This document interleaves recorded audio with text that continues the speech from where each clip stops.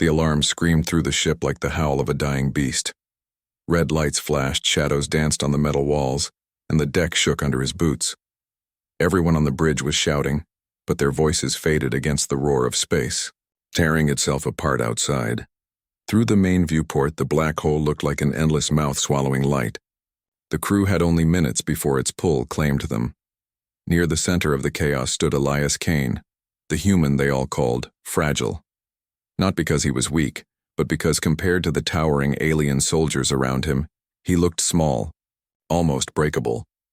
He was the only human on the exploration vessel Vorath's Pride, a ship crewed by warriors of the Calrith Empire, each twice his size, armored in bone plating, and bred for battle.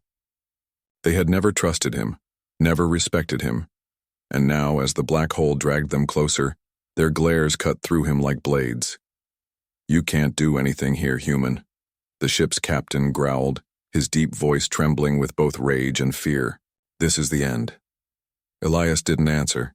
His mind raced as the ship's instruments went dead one by one. Power drains, gravity distortions, radiation warnings.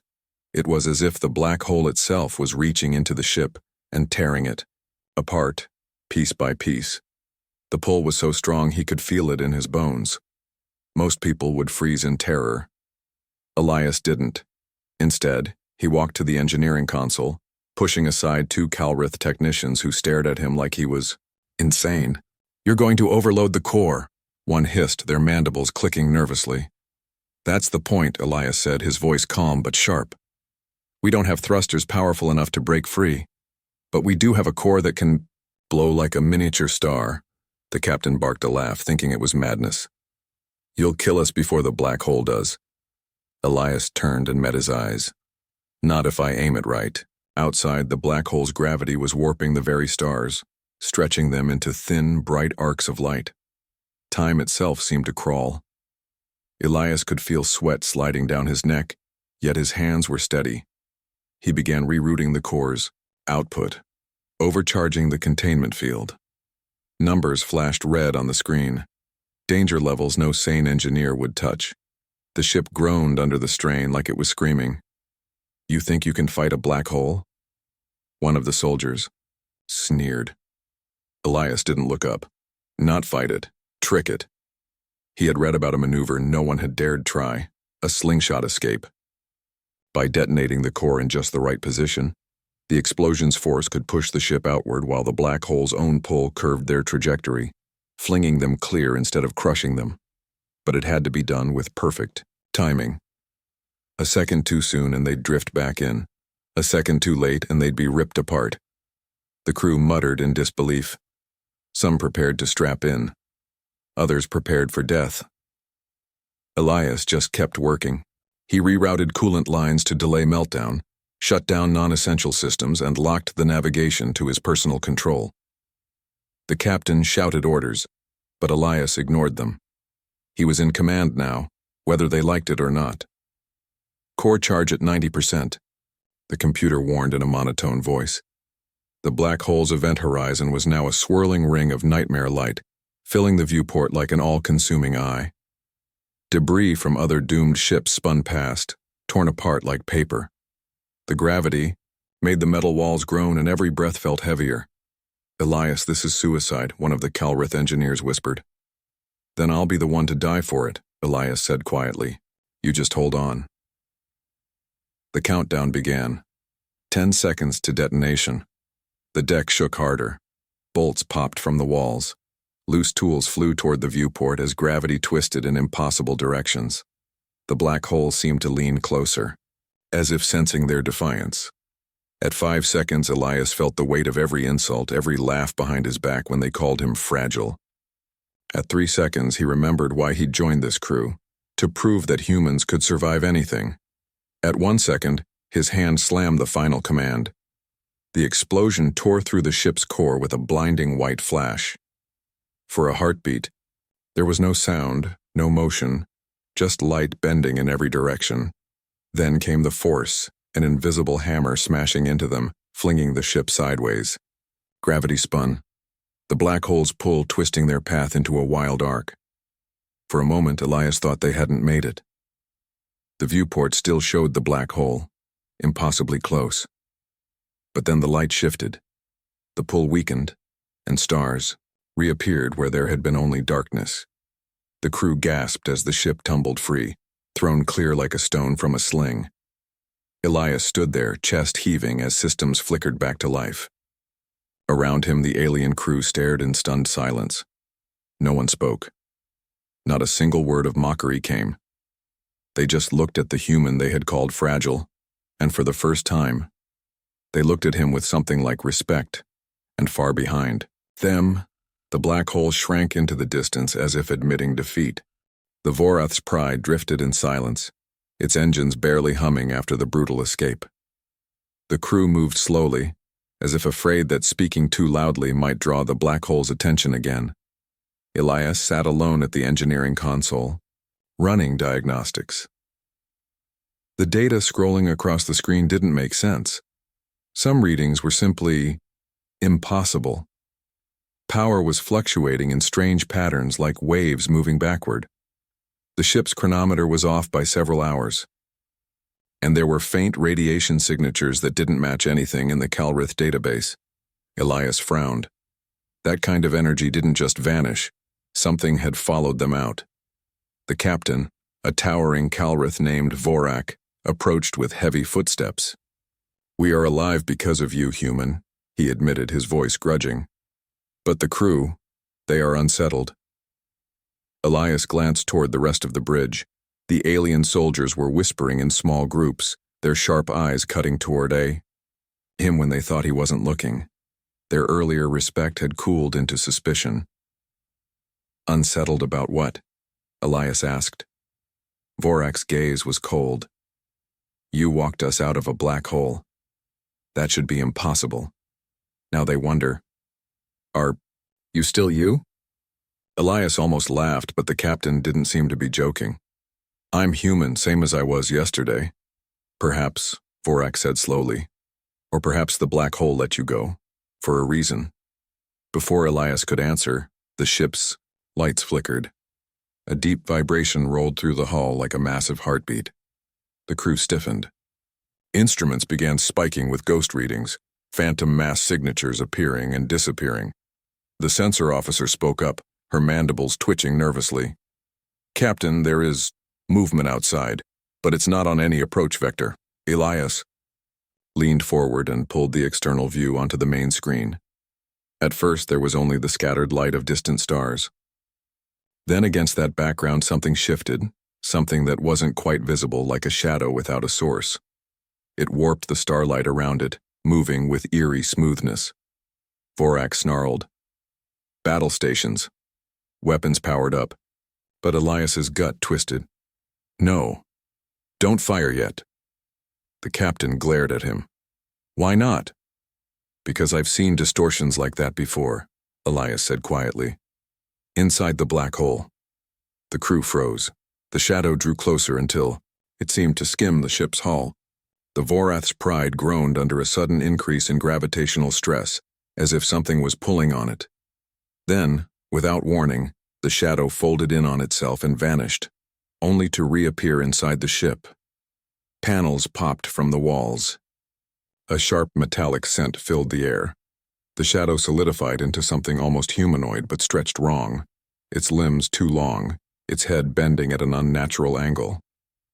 The surface of its body rippled like liquid metal, reflecting the crew's horrified faces. It spoke without moving its mouth, the voice echoing inside their heads. "You left too soon, human." The crew staggered, clutching their skulls as the alien's telepathic presence burned in their minds. Vorak roared in pain, but Elias forced himself to stand. "What do you want?" "What is mine?" the thing replied. "Part of you remained. Inside. I have come to reclaim it." Elias's heart pounded. He thought back to the moment of detonation, the blinding light, the strange pull, the fleeting sense that something had touched his thoughts. He hadn't told anyone, not even himself, but for the past hour he had felt different, stronger, faster. His senses were sharper, as if the black hole had left something inside him.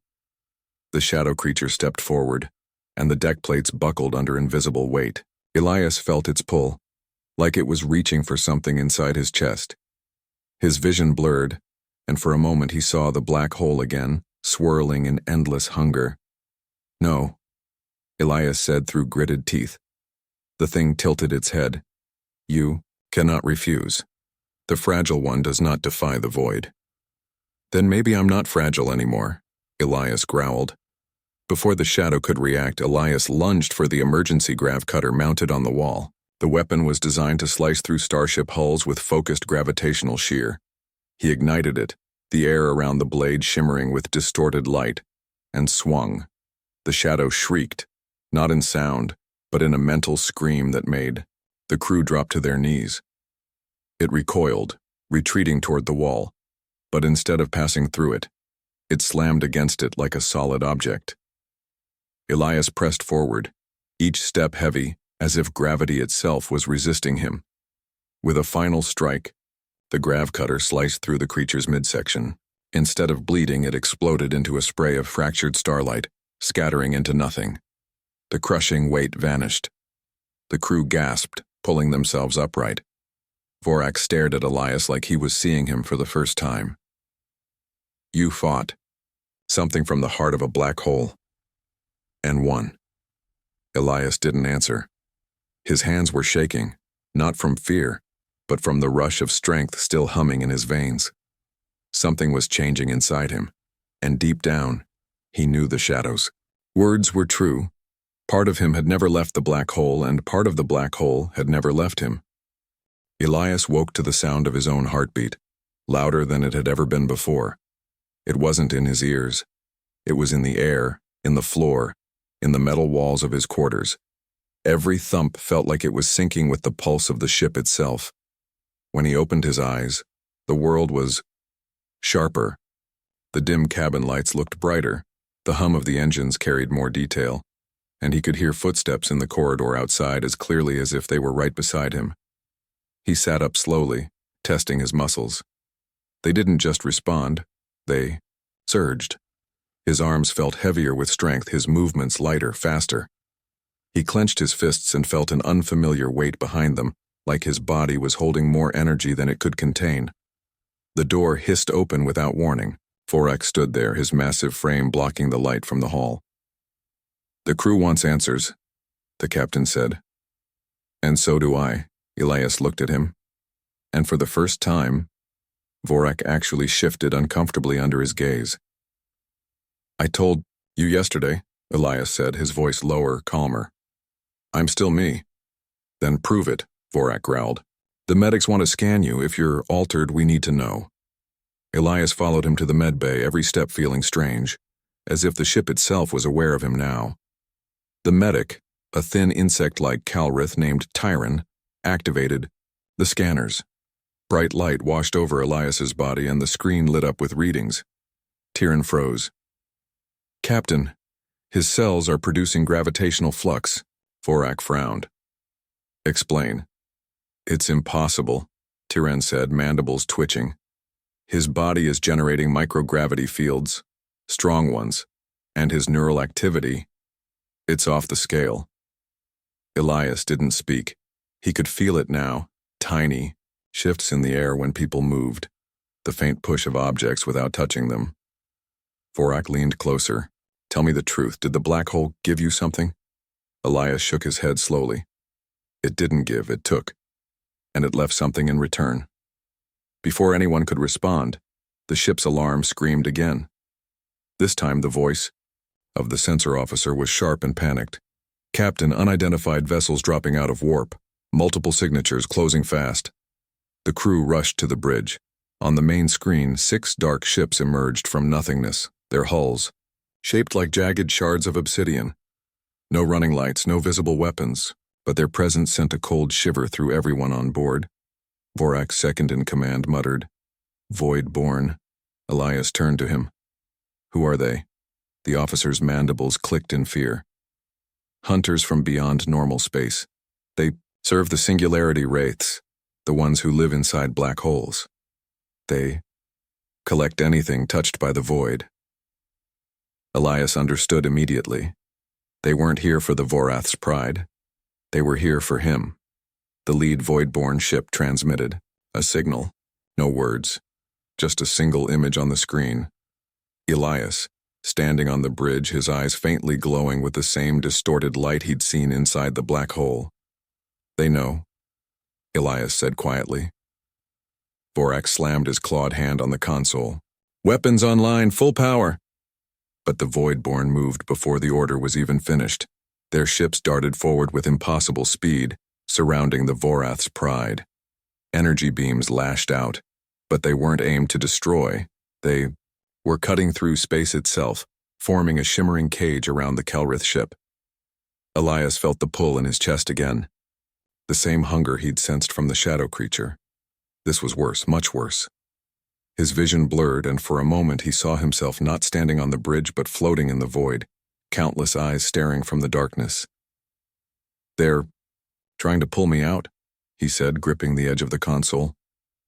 "Not the ship, me." Tyrion's voice cracked over the comms. "If they extract you, the rest of us will be dragged with you. The link between you and whatever's inside you, it's merging with the ship." Elias's mind raced. He didn't fully understand what he could do yet, but he knew one thing. His connection to the black hole wasn't just inside him. It was active. And maybe, just maybe, he could use it. He stepped forward, ignoring Vorax's shout to stay back. Closing his eyes, he reached for that strange weight inside him. The hum of the ship grew louder, matching the rhythm of his heart. The deck under his boots vibrated, then the whole bridge began to shake. Lights flickered. The Voidborn beams shuddered as if something was resisting them. Elias opened his eyes. A faint distortion rippled in the air around him, warping the light. He pushed harder, and the distortion grew, spilling across the bridge, into the hull, and out into space. The Voidborn ships faltered, their cage flickering. "They can feel me," Elias said, his voice steady. "Now let's make them afraid." With a final push, he sent a pulse of warped gravity surging outward. The space around the Vorath's pride bent violently, flinging two of the Voidborn ships off course. The others reeled back, breaking formation. Vorax stared at him like he was seeing a weapon being born. "Human, what are you becoming?" Elias didn't answer. Because deep down, he wasn't sure if the thing growing inside him was still human at all. The bridge was silent except for the hiss of damaged consoles and the uneven hum of the engines. Outside, the Voidborn ships hovered at a distance, their jagged silhouettes framed against the cold stars. They weren't retreating, they were waiting. Elias stood in the center of the bridge, breathing hard. The distortion around him was gone, but its echo lingered in the air, making the lights shimmer faintly. His crew kept their distance, their eyes darting between him and the alien ships. Vorax's stare was heavy, calculating. "You bought us time," the captain said, "but at what cost?" Elias turned to him. "If I hadn't acted, they would have taken me, and all of you would have gone with me." Vorax's mandibles twitched. "Maybe, or maybe you're leading them here." That accusation made the air colder. Several crew members shifted their grips on their weapons. Elias didn't blame them. He wasn't sure he could trust himself either. Before the argument could grow, the comms crackled with a strange, hollow voice. It wasn't from the Voidborn. It was inside every speaker, every channel. "Return what belongs to the void, and the rest may live." Elias felt the pull in his chest again, sharper this time, like a hook dragging at his very core. He staggered, gripping the edge of a console. "They're trying to take me again," he said through clenched teeth. The medic Tyron was at his side instantly, scanning him with a trembling hand. "Captain, his readings are spiking. Gravity flux levels are climbing past safe limits. If this keeps up, he could collapse the deck around him." Vorax didn't look away from the main screen. "Then we end this before it starts." "End this how?" Elias asked. Vorax's gaze was hard. "By cutting the link, we jettison you in an escape pod, and they take you instead of the ship." "The Words hit Elias like a physical blow. "You're serious? You are not my crew," Vorak said flatly. "You are a danger I did not choose." The tension broke when the ship shuddered violently. Warning alarms blared. The Voidborn had fired, not weapons, but streams of black energy that splashed against the hull like liquid shadows. Where they touched, the metal twisted and warped, bending inward as if it wanted to fall into itself. "They're phasing into the hull," shouted the weapons officer. Elias's instincts flared. The pull in his chest became a pounding drum, urging him to move. He didn't ask permission. He ran. Down the corridor, through the shaking decks until he reached the engineering bay. The black energy was already there, seeping in through cracks in reality itself. He reached out, not with his hands, but with the strange force inside him. The warped patches slowed, then froze in place. The sensation was intoxicating. He could feel the structure of the ship in his mind, the walls, the conduits, the pressure systems. It was like holding the entire vessel in his hands. Footsteps thundered behind him. It was Vorak, weapon in hand. "What are you doing?" "Keeping your ship intact," Elias shot back. "But if you want me gone, fine. Throw me out after I save it." The Voidborn energy pulsed, resisting him. His vision narrowed to a tunnel of swirling light. He pushed harder, and the black energy shattered into drifting sparks that faded into nothing. But something else came with it, a whisper. "Not enough, human. Not yet." Elias's knees buckled. Vorak caught him before he hit the deck. "You're burning yourself out," the captain said, his tone softer now. Elias shook his head. "No, I'm changing, and it's not stopping." They made it back to the bridge just in time to see the Voidborn ship shifting formation. The largest moved forward, its hull splitting open like a jagged mouth. From inside, a sphere of swirling darkness emerged, pulling at the light around it. Even on the screen, it made the crew's stomachs twist. Tyrion whispered, "That's a singularity core, a fragment of a black hole caged for battle." Elias felt it before anyone said the words. The core was calling to him, and part of him wanted to answer. "They're not here to kill us," he said slowly. "They're here to take me back, by force if they have to." Vorak looked at him. "Then tell me, human, can you fight something made of the same thing that's inside you?" Elias met his gaze. "I don't know." But deep inside, something darker than fear whispered that he was about to find out. The singularity core hovered outside the Vorath's pride, a sphere of swirling black and violet light. Space itself bent around it, bending the stars into curved streaks. Every time it pulsed, the ship groaned like metal under a mountain's weight. The crew worked frantically, but nothing they tried made a difference. Shields flickered. Weapons systems glitched. Navigation refused to lock onto an escape vector. Elias stood still in the middle of the bridge. He could feel the cores pull like a second heartbeat, slow and heavy, echoing in his chest. It wasn't just gravity, it was calling to him. His fingers twitched and the distortion shimmered faintly around them. He knew the Voidborn weren't attacking yet because they were waiting for him to make a move. Vorak's voice was low, tense. "Human, if you're going to do something, do it now. The next pulse will tear this ship apart." Elias didn't answer right away. Part of him wanted to step outside, to meet the core in the open, to see what would happen if he stopped resisting. That scared him more than anything. He tore his gaze from the viewport and looked at the crew, alien warriors who had mocked him as fragile, now watching him like he was the only thing standing between them and death. "I'll take a shuttle," Elias said finally. "Draw it away from the ship." Vorak's eyes narrowed. "Alone, you won't survive." "Maybe not," Elias admitted. "But you will." The captain didn't argue. A few minutes later, Elias was in the launch bay, strapping into a small scout shuttle. As the bay doors opened, the core's pull became almost unbearable. His hands gripped the controls, but the ship barely needed steering. It was being dragged toward the thing like a leaf in a current. The comms crackled. Vorak's voice came through, hard but steady. "Elias, if you do survive, don't come back broken. Elias almost smiled. No promises. The core filled the shuttle's forward view. It was beautiful in a terrifying way, its surface rippling with liquid darkness, flashes of starlight twisting inside it like trapped ghosts. The closer he got, the stronger the voice inside him became. It wasn't words now, it was feeling. Hunger. Recognition. Welcome. He cut the engines, letting the core's pull take him. His body felt weightless, but his mind was heavy with pressure. Images flooded his thoughts, things that had no place in human memory. Collapsing stars. Oceans of fire. The cold silence at the edge of reality. He gasped, clutching his head, but he couldn't shut it out. The core flared, and Elias's shuttle shuddered violently. The hull began to twist, metal groaning as if the laws of physics were unraveling. He reached for the strange energy inside him, drawing it out like a weapon. The distortion spread from his hands, warping the shuttle's interior.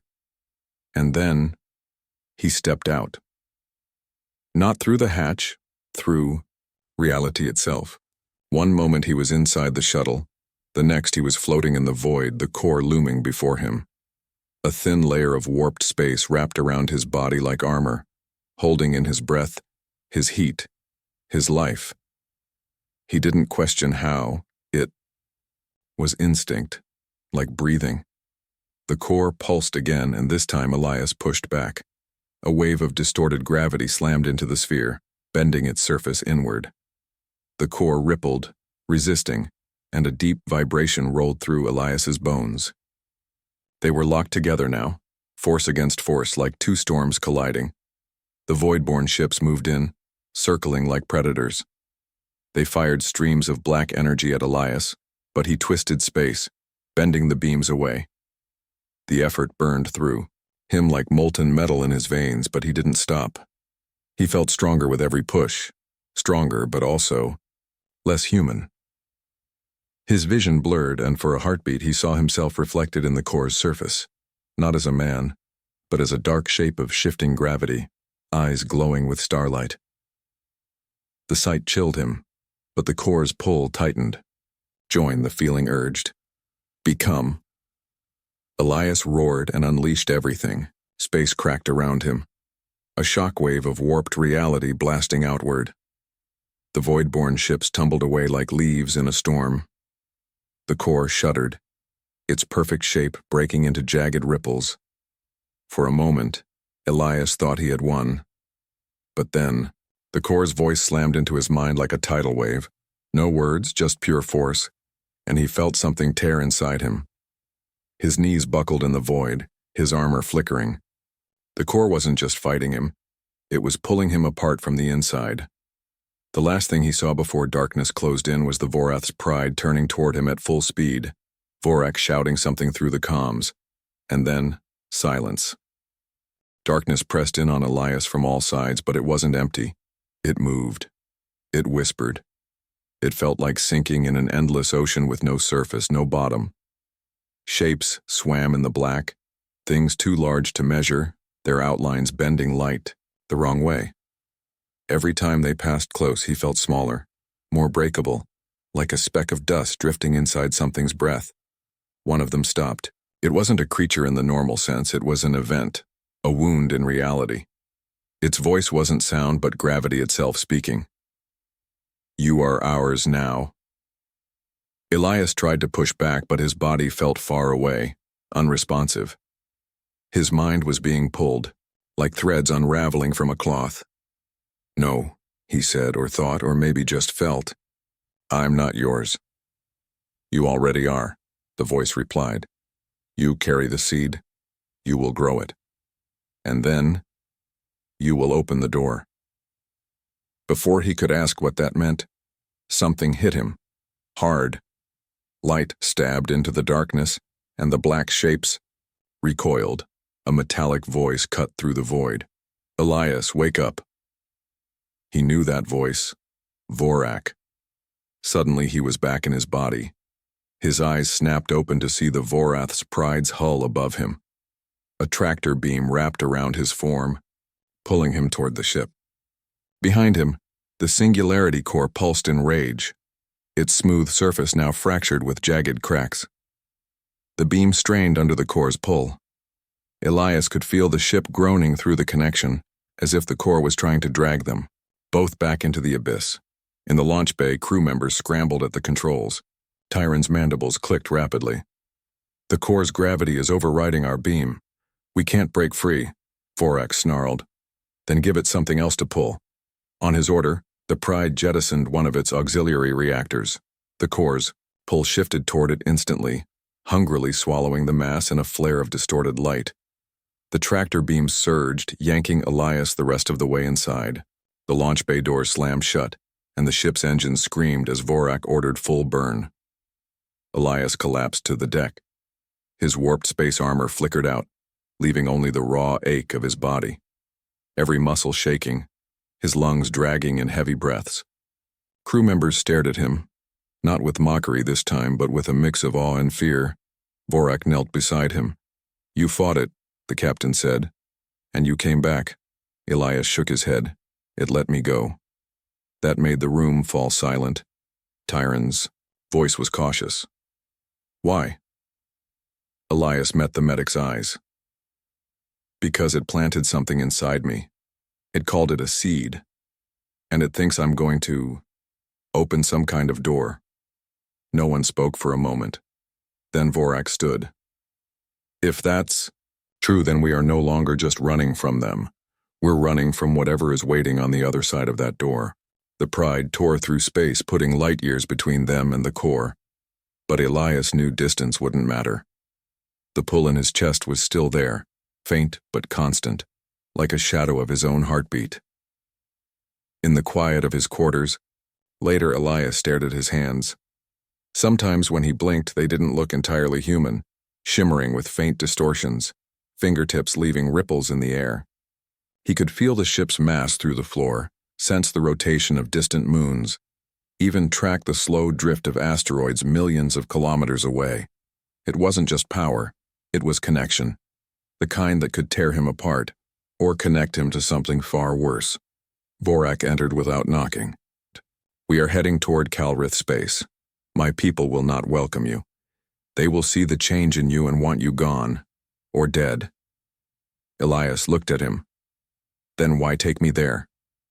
"Because," Vorak said, "if you truly carry something, the Voidborn want we need allies who have faced them before, and the Calrith warlords and have.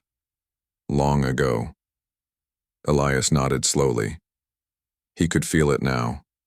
The next stage coming. The whispers in the dark hadn't been a threat. They'd been a promise. Something was going to find him again, and when it did, the real fight would begin.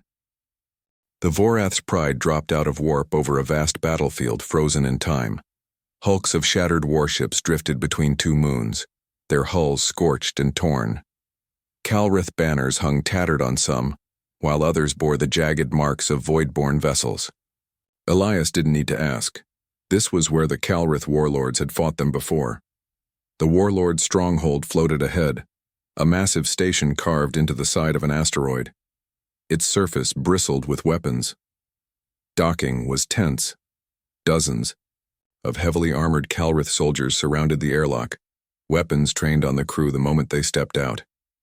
Vorak walked ahead, his voice carrying authority. "We bring a human who escaped the black hole. The Voidborn want him." The warlord emerged from the crowd, taller than Vorak, with armor that looked like it had been pulled from the bones of some ancient beast. His eyes locked on Elias, and, for a moment, the entire docking bay seemed to hold its breath. "You carry it," the warlord said. It wasn't a question. Elias straightened. "They called it a seed." The warlord's mandibles clicked in disgust. "Then you are a danger to every living thing here. You should be destroyed now before it grows." The soldiers raised their weapons. Vorak stepped between them. "Without him, none of us would have escaped the black hole. Without him, your station will not survive what's coming." The warlord didn't move. "The Voidborn will come for him, and when they do, they will bring the door." Before Elias could ask what that meant, the station alarms wailed. Outside, the void shimmered and space tore open. The Void-born fleet poured through, dozens of jagged ships surrounding the station in seconds. At their center, larger than any before, came another singularity core, this one pulsing with a deeper, slower rhythm. Elias's chest throbbed in answer. The seed inside him burned hot, spreading warmth into his limbs. The whispers came again. Closer, now. Open it. The warlord barked orders, the station's guns firing in all directions. The first core's gravity waves smashed into the asteroid, tearing chunks from its surface. Shields buckled. The docking bay shook violently. Vorak grabbed Elias's arm. If you have any way to fight them, now is the time. Elias felt the pull grow stronger. He knew that if he let it, the seed would bloom, and he would become something the Void-born couldn't stop. But the cost, he didn't know if he'd still be human when it was over. The warlord roared over the noise. If you open the door, the Void-born will flood through. Everything we fought for will end. Elias looked between them. Vorak, ready to trust him. The warlord, ready to kill him, and the growing chaos outside. The core was moving closer. The station wouldn't survive another hit. He made his choice. Closing his eyes, he reached deep inside, not just to the seed but beyond. To himself. The power surged up like an ocean breaking a dam, flooding his veins, warping the air around him. The docking bay twisted, light bending toward him as if he were a star. The core reacted instantly, firing a beam of black energy straight at the station. Elias stepped forward and caught it. Not with his hands, with space itself. The beam slowed, stopped, and then bent backward, slamming into one of the Void-born ships and tearing it apart in a silent explosion of warped light. The warlord froze, stunned. Vorak grinned, but the core wasn't done. It pulsed harder, tearing a hole in reality, a swirling vortex forming just beyond it. Shapes moved inside, massive and alien. The door. The whispers screamed now, urging him to let it open fully. To join them, to stop resisting. Elias planted his feet and pushed back.